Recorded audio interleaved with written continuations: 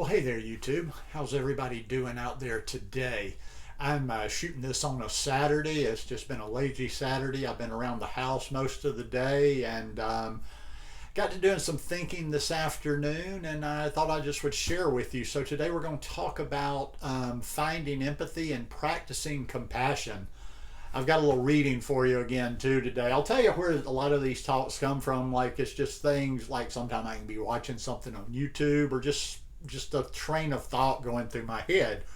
And I've been thinking about empathy a lot lately and kind of trying to strengthen my empathy.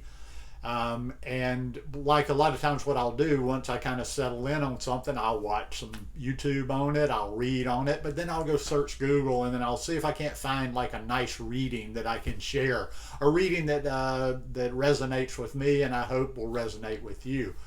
I've talked about dealing with difficult people in videos before, and a lot of times it really helps because I can be like, I can want to match force with force, and I kind of like have this, I don't like people that are just assholes. But in life, we have to deal with these. And sometimes the way we look at it can help with this because I came from a background, I've talked a little bit about my background, but I came from a good childhood. I had two parents that loved me, I had opportunities, I got the hugs, no more than I guess any parent does, screws up their kids a little bit. I think my parents were, doing all the right things. They weren't too permissive, they weren't too strict.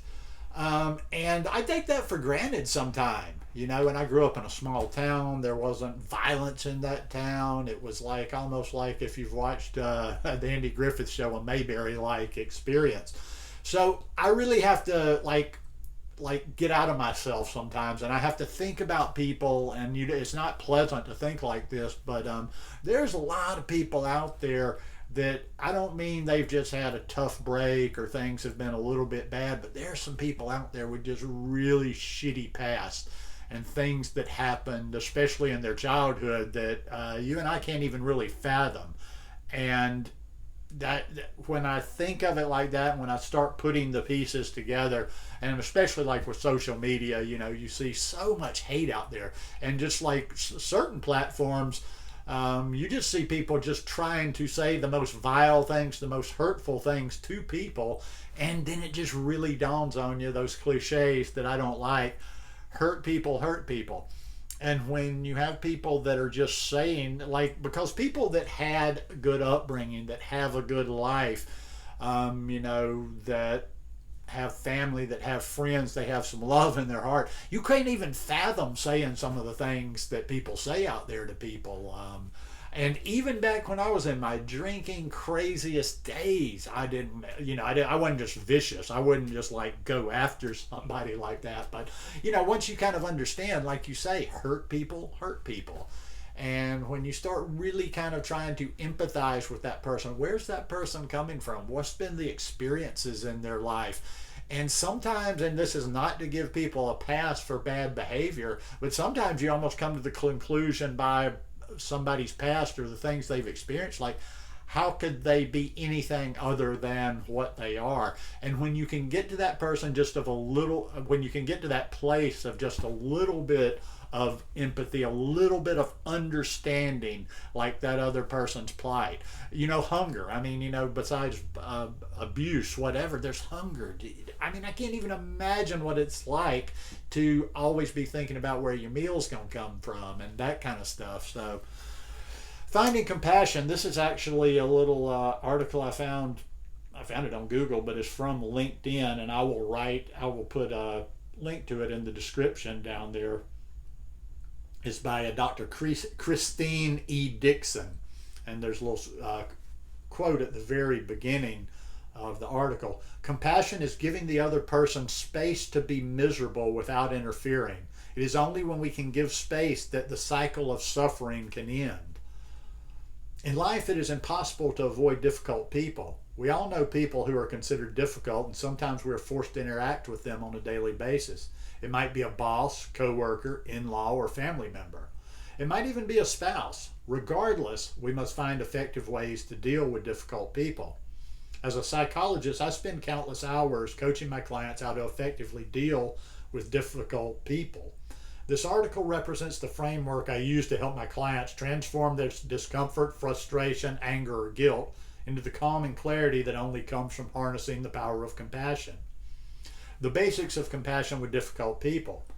Taking a compassionate approach with difficult people is empathizing with the suffering that drives irrational, disrespectful, and hurtful behavior.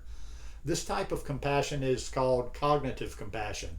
It helps us depersonalize the behavior and recognize that when people express disrespect or anger towards us, they are manifesting feelings that are more about their own internal suffering than about us. It's never about us. That anger comes from somewhere else. In this way, we diffuse our anger, irritation, fear, worry, or frustration about what that person did or said. Clarity arises and we can see how hurt or damaged the difficult person is, and we no longer take their words or actions personally. As a result, we react effectively and manage the situation skillfully. The negative consequences of non-compassion. When we take a non-compassionate approach with a difficult person, we find ourselves drawn into the behavior and may react by feeling guilty or responsible, offering advice and trying to fix the problem, judging, defending, arguing, yelling, crying, worrying, talking excessively about the interaction, behaving in a cold or distant manner, acting in an overly sympathetic manner, withdrawing, being passive-aggressive, feeling helpless and overwhelmed, inappropriately involving others in the conflict, writing inflammatory emails, texting inappropriately, or overall making poor decisions about how to handle the person and situation. We end up behaving in an ineffective manner by mimicking the behavior of the difficult person and appearing as if we caused the person's problem. As a result, we may unintentionally discredit ourselves and our perspectives in an effort to manage or gain control of the difficult person. And I'll scroll down. I won't read the whole article. You can read it yourself. I'm just trying to kind of hit the high points. 4 ways to harness compassion in the moment. How do we begin to approach a difficult person compassionately and harness the calm and clarity that comes from compassion?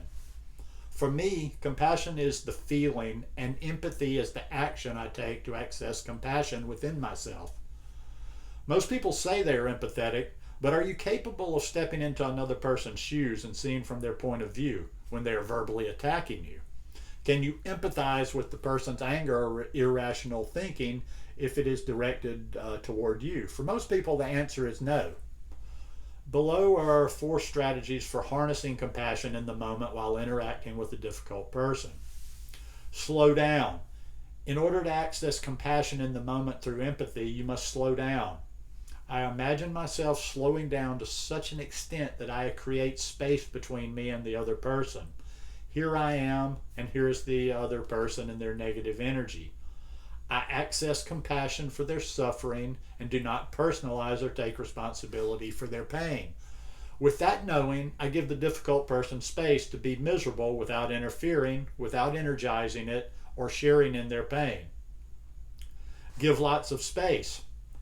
Compassion is giving the difficult person space to be miserable and to suffer. They can no longer blame you for causing it. On the other hand, if you rush in to fix their problem or comfort them, you also add fuel to their fire. Number 3, protect yourself. I see the situation in an objective, non-judgmental manner and can empathize with the person, but I'm not taking on that energy. And then transform the negative energy. Even if there was something you had done to offend the difficult person, the negative energy they carry is out of proportion with reality.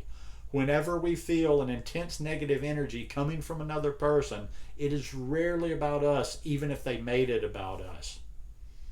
And 6 ways to stay compassionate. And like I say, I'll kind of breeze through these, but you can read them a little bit more in depth. This is a good article. Number 1, don't get triggered. It is easy for difficult people to trigger us or hook us into their conflict or drama. It is critical that we realize that they can easily trigger us, and we must make a choice to protect ourselves from their negativity. We might say to ourselves, "You cannot trigger me. I will not allow you to have power over me." Once again, don't take things personally. It's not about you, It's not about you. Really, it's not about you. Time yourself out. Sometimes we need a time out when dealing with a difficult person. Generally, I coach my clients to say, could you please excuse me? I need to use the restroom whenever they feel the slightest negative energy arise in them during their interaction with a difficult person. Also, I will have my clients say a variety of phrases to end their contact with a difficult person, such as, thank you for your feedback or concerns. I'd like to think it over. Can I get back with you a little later? One I like, of course, is breathe. Take a deep breath and consciously breathing after an exchange with a difficult person can calm you. You might do a breathing meditation in the restroom during your time out, or when you get back to your desk or step out of the room. Breathe in and out with conscious awareness and try to calm your body and still your mind. Sometimes you only need to take 3 conscious breaths to calm yourself. Number 5, talk through your feelings. After you have escaped the situation with a difficult person, it definitely helps to talk through your feelings with a trusted friend. And if you focus on your judgments, you will be filled with anger and resentment, which will poison you and lead to ineffective action. And 6, keep your sense of humor about the situation. Difficult people can say and do some of the most absurd things. Their behavior and responses are so outlandish that it might seem funny. At first, no one laughs after an encounter with a difficult person, but after you think about it or tell the story to a friend, you might find yourself laughing, and finding this humor in a situation like that is good. And just a couple of quick conclusions and final thoughts. Compassion does not mean you lay down and die and do nothing. Believe me, I'm not that guy. It means your emotional reactions no longer control your response, and you can make better decisions about how to handle the difficult person. You then problem solve more effectively by recognizing that the difficult person is ill, suffering, irrational, and unconscious. When you come to my office, you will hear me say this quote from Thomas Paine. Talking to an irrational person is like giving medicine to a dead horse. And I just one of the things that I hadn't read down that far yet. I wanted to read the article with you, but not taking it personally. That's part of the 4 Agreements too, which is another great book. I need to read the 4 Agreements. I've quoted it, I've read passages from it, but I never read it. But it's a lot of it comes down to not taking things personally. But anyhow, hope you enjoyed this one today. If you like it, please give me a thumbs up. And I'll see you here probably tomorrow or the next day or next week. But love you. Peace.